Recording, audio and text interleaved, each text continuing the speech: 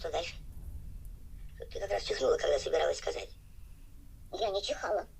Нет, ты чихнула, сова. Извини, я тебя перебил. Прости, пожалуйста, Пух, но я не чихала.